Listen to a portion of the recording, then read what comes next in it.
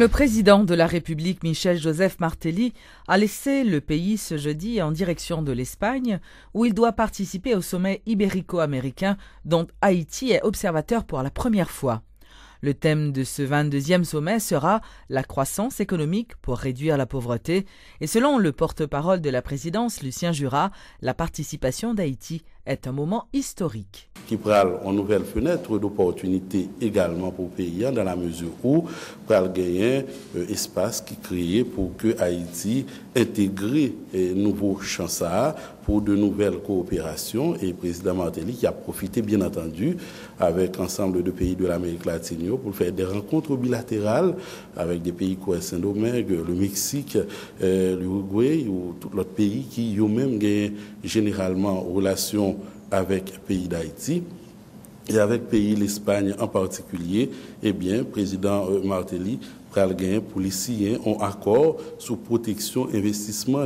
Après l'Espagne, sommet ibéro-américain qui lui-même a fini le 19 pour le président Martelly, même 19 là, la prendre ligne dans le pays Belgique et là, le président Martelly pral rencontrer avec les plus hautes autorités de l'Union européenne et le président Martelly prend la parole. La première fois que Haïti a pris privilège ça tout pour lui intervenir dans la réunion plénière et pays de l'Union européenne. Il en a parlé devant le Parlement européen de pas moins de 800 parlementaires européens qui représentaient 27 pays dans l'Union européenne. L'activité sera faite du 19 au 21 novembre et tout de suite après, le président Martelly pral gagner pour le rendre une fois ça dans le pays l'Italie pour une visite officielle avec le pape Benoît XVI. Le président Martelly pral gagner pour une audience avec le pape là et également avec le secrétaire d'État Vatican et avant de quitter le pays l'Italie, il a gagné pour une rencontre avec le directeur FAO.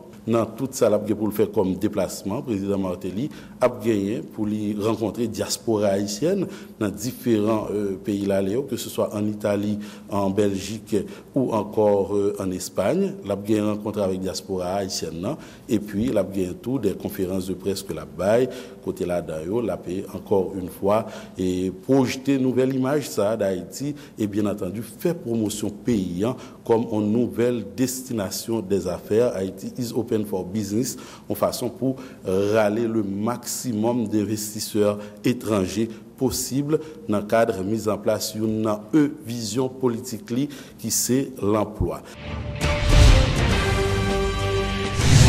Haïti est le premier programme de coopération de l'Espagne dans le monde. C'est ce qu'a révélé l'ambassadeur espagnol Manuel Hernández Huigomez. Intervenant à la rubrique Le Point de Radio et Télé Métropole, le diplomate a fait remarquer que son pays a versé plus de 346 millions d'euros à Haïti pour la période 2010-2013. Le domaine principal de notre action ici en Haïti, c'est le domaine de l'eau et de l'assainissement. Nous travaillons ensemble avec la DINEPA, pour la reconstruction de systèmes d'eau potable dans les villes et villages d'Haïti. Et ça, on le fait sur tout le territoire. Pour le moment, on travaille pour avoir un bon résultat. On a fait des choses déjà et on travaille au sud-est dans les domaines de l'éducation, dans les domaines de l'agriculture, dans le domaine de la pêche. On fait beaucoup de choses là. Et je crois que si on regarde ce qu'on a fait de la perspective de 2010, oui, je suis satisfait ou dans la voie d'être satisfait. Et pour l'agriculture, nous sommes en train de former les capacités agricoles de gens, des paysans haïtiens dans la zone du sud-est, dans certaines productions agricoles concrètes, qui, nous estimons, seront de l'intérêt de la communauté du sud-est. Et aussi dans le domaine de la pêche au sud-est, dans certaines techniques pour améliorer la capacité de pêche. C'est une pêche jusqu'à présent, c'est une pêche artisanale. On veut aller vers une pêche plus industrialisée. Le commissaire du gouvernement de Port-au-Prince, Luc Mann de Lille, invite les étudiants protestataires à regagner leur salle de classe et laisser la justice faire son travail dans le cadre du dossier de l'assassinat de l'étudiant Damael d'Haïti. Le chef du parquet a fait remarquer que certains individus ont profité de ce mouvement d'étudiants pour commettre des vols aux abords de certaines banques commerciales. Moun capable de faire manifestation, bien sûr pacifique, sans casse, sans roche, sans armes, sans bâton. Les gens casse, il y a mettre la police dans situation pour l'arrêter parce que c'est acte de vandalisme que lié. Faut pas quitter situation ça arriver. Faut pas agresser journalistes, faut pas agresser la police qui là pour protéger ses vies. Faut pas bloquer la rue pour empêcher citoyens de circuler parce que pendant y a fait revendication, il y a manifesté droit l'autre monde a droit tout. Nous-mêmes la justice ne fait pas nous. Monsieur est cassé dans la prison pénitentiaire nationale, monsieur est coué en dedans, nous déférons dossier à la cabinet d'instruction pour les suites légales. Donc, je ne sais pas quel problème qui est encore. Je me rassure avec moi-même qui n'a pas bien des ordres. Son garantie que vous gagnez le fait que là, il ne faut pas faire violence, il ne faut pas faire des ordres. Parce que les des ordres là, il y a des gens qui ont besoin de kidnapper, qui ont besoin de voler à faire, il a profité de ça pour yo à la banque à lever moun qui viennent changer t-shirt pour yo voler ça yo posséder à des risques pour tuer tout. N'a tout dit monsieur bandit ça yo, voler ça yo, kidnapper ça yo. Faut pas comprendre pendant que dossier étudiant situation présentée comme ça veut dire que n'a plagué la ville là-bas pour faire ça yo. Nous-mêmes de consacrer la police, n'a continué traquer vagabond ça yo qui pas veut bay moun la paix d'esprit, qui pas veut bay moun la paix dans pays. Clôture mercredi de la réunion ministérielle du G7+ au Caribbean Convention Center. Au cours de cette retraite, les États membres ont adopté une résolution dans laquelle ils s'engagent à rester solidaires et à s'entraider. Cette résolution consacre aussi l'intégration des îles Comores au sein du G7+. Pour sa part, la ministre des Finances, qui avait pris part à ces assises, dit croire en l'assistance des pays membres à Haïti. La seconde retraite ministérielle des pays du G7+ a été marquée par l'adoption d'une résolution dans laquelle les États membres se sont engagés à se soutenir mutuellement afin d'atteindre les objectifs qu'ils se sont fixés en commun. Cette déclaration fait également état de la nécessité pour ces pays d'être toujours solidaires avec Haïti. Ce qui sous-entend que notre pays ne sera pas seul dans sa démarche, s'en réjouit la ministre de l'Économie et des Finances, Marie-Carmel Jean-Marie. Nous sortis avec un sentiment que nous pas pour compte nous. Ouais, l'autre jour réunion pile faiblesse, ils viennent font force. Et tout pays ça est là, comme nous te dit il y a plusieurs reprises, il y a des pays d'Afrique, ils sont très loin d'Haïti.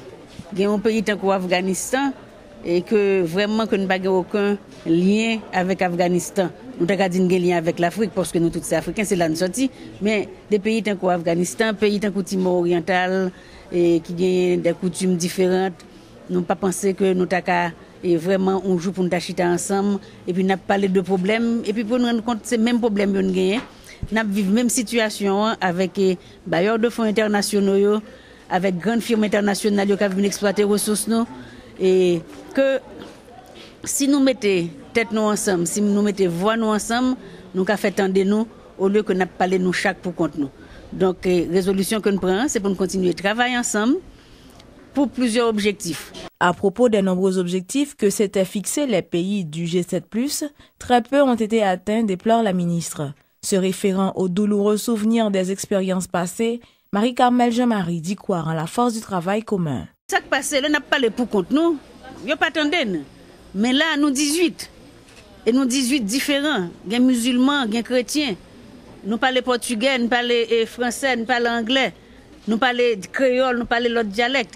Mais nous gagnons, ça nous gagne en commun. Nous gagnons des problèmes de développement commun, c'est le même problème. Non? Et puis, ça nous vient découvrir tout, que nous tous, nous avons la même volonté commune non? Pour nous résoudre le problème, pour nous commencer à résoudre nous-mêmes, pour contre nous, la caille nous, en venant demander. Lorsqu'on a demandé, ça nous besoin, nous pas aller dans le temps, mais nous pouvons nous ça y ouvrir. Bâtir des États solides et répondre aux besoins des citoyens, c'est ce que souhaitent les pays du G7+, par l'adoption de cette résolution commune.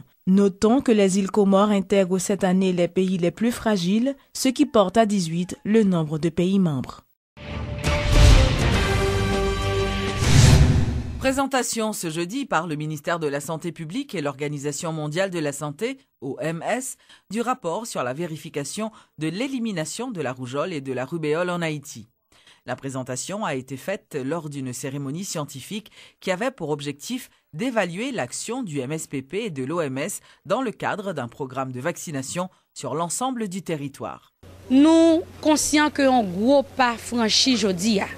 Et il franchi grâce à la détermination cadre qui est dans le ministère qui travaille, grâce à support partenaire nous, OPS, OMS, CDC, UNICEF, et nous atteignons le résultat ça grâce à vous-même, maman petite, papa petite, qui lors de campagne qui te bail participation parce que te mené ti moun yo vinn vacciner.